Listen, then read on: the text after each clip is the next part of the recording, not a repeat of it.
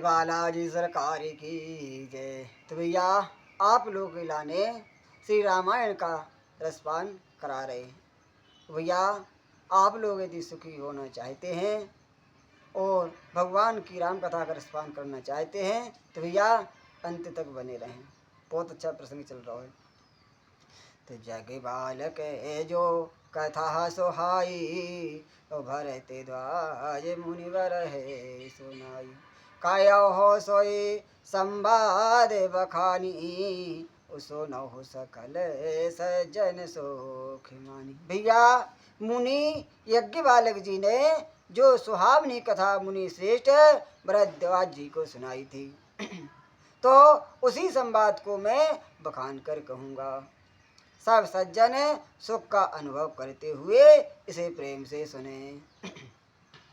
तो सामुकी ने यह चरित सुहावा बहुर कृपा करे उमहे सुनावा।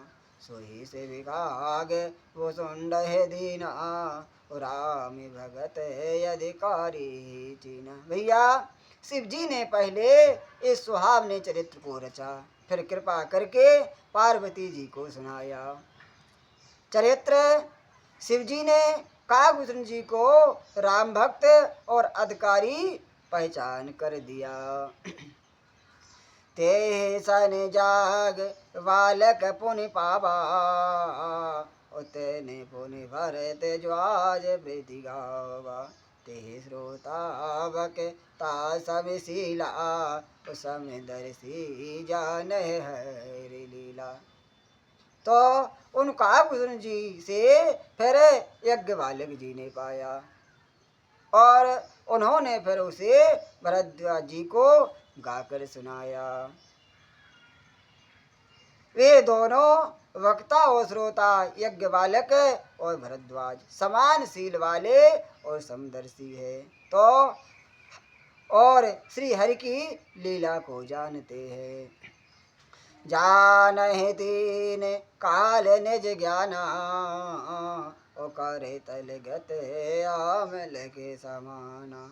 और हो जे हरि भगत सुजाना ओ कहो सुनय समझय विधिनान। वे अपने ज्ञान से तीनों कालों की बातों को हथेली पर रखे हुए आंवले के समान प्रत्यक्ष जानते हैं और भी जो सुजान भगवान की लीलाओं का रहस्य जानने वाले हरि भगत हैं। वे इस चरित्र को नाना प्रकार से कहते और सुनते हैं और भैया समझते हैं। तो मैं पुनि निज गुर सुनी कथा सुसु कर खेत समझे नहीं तसे बालपन तब अति रहो अचेत। फिर वही कथा मैंने वारे क्षेत्र में अपने गुरुजी से सुनी, परंतु उस समय मैं लड़कपन के कारण बहुत बेसमझ था, इससे उसको उस प्रकार अच्छी तरह से समझ नहीं पाया।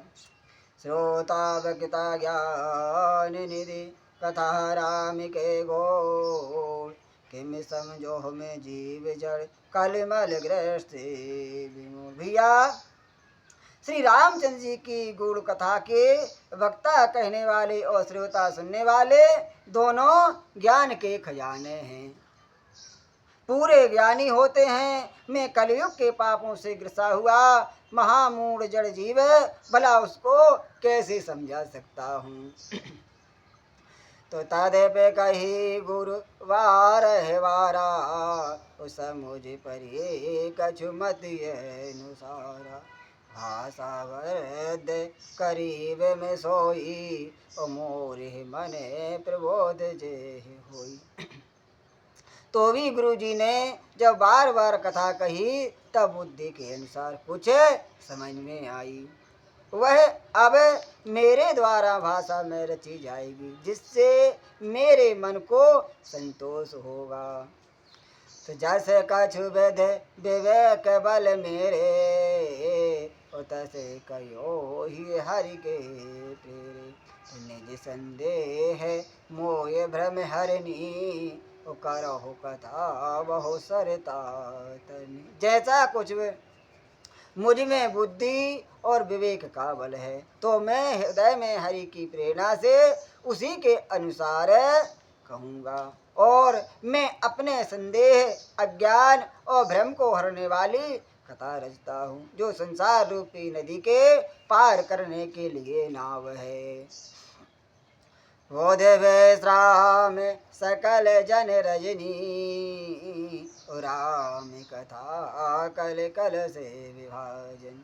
राम कथा कल पन्नग भरनी, पुनि विवेक पावक काहु वर्णी। राम कथा पंडितों को विश्राम देने वाली, सब मनुष्यों को प्रसन्न करने वाली है और कलियुग के पापों का नाश करने वाली है। भैया, राम कथा कलयुग रूपी सांप के लिए मोरनी है। भैया, जैसे कलयुग में सांप मोर पकड़ के ले जाती है सांप के लिए, भैया इसी प्रकार कलयुग के लिए राम कथा है। और विवेक रूपी अग्नि के प्रेरण करने के लिए अरण्य मंथन की जानने वाली लकड़ी है, अर्थात इस कथा से ज्ञान की प्राप्ति होती है। राम कथा कल का मद गाई, सुजन सजीवन मोरे सुहाई। सोहि वसुता तल सुधा तरंगन, उभय भंजन भ्रम भेके अभंगन। राम कथा कलयुग में सब मनोरथ को पूर्ण करने वाली कामधेनु है, गौ है और भैया सज्जनों के लिए सुंदर संजीवनी जड़ी है। पृथ्वी पर यही अमृत की नदी है, जन मरण रूपी भय का नाश करने वाली, और ब्रह्म रूपी मेढकों को खाने के लिए सर्पिणी है। तो भैया यदि आप सुखी होना चाहते हैं तो भैया राम कथा सुनना अति आवश्यक है। जिस प्रकार भैया आप सब्जी कितना भी अच्छी बना लियो, 56 भोग बना लियो, यदि नमक नहीं डालोगे तो सब्जी में स्वाद नहीं आएगा।